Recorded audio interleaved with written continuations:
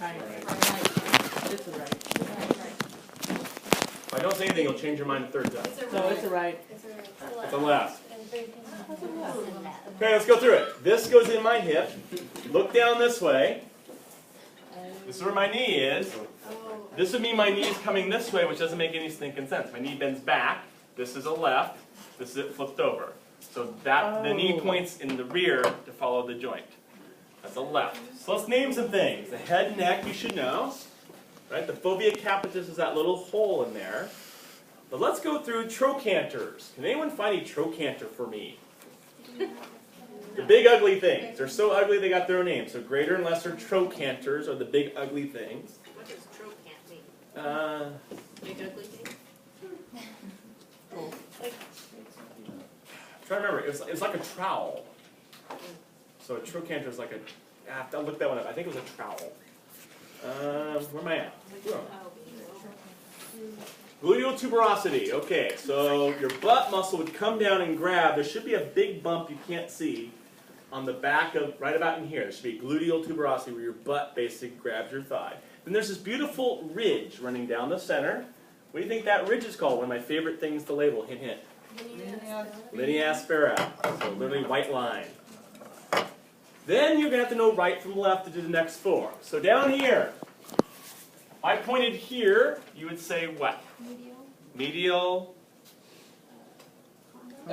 Epicondyle. That's the medial inside above my knuckle spot. Therefore, this one over here would be lateral epicondyle. So then the condyles would be the knuckles here. So this one would be medial because on the inside. This would be lateral because on the outside. The condyles are the smooth knuckle. The epicondyles are the area above them. Make sense? So what do you call this big, huge groove between the knuckles? Some kind of fossa. Intercondylar. Intercondylar fossa. Okay. Okay, and then this nice spot here, there's a bone that goes there. What bone would go there? So what do you call that surface? Very good. Patellar surface. There's an intertrochanteric line or ridge, which is here, a line between the trochanters. And the adductor tubercle is this little bump. And you can't really see it on this one at all. There's a little teeny bump right about here, but it doesn't show up very well. So again, the real one would be better. Let's do a patella. This is here. Where's the apex? Which one's the apex? At the bottom of it. The apex is always the pointy part.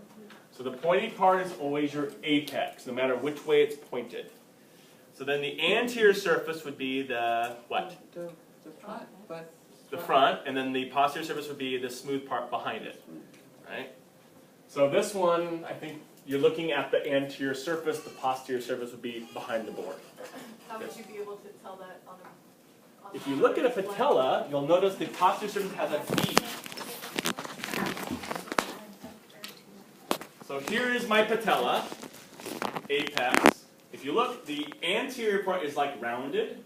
The posterior part has two little grooves for sitting in there.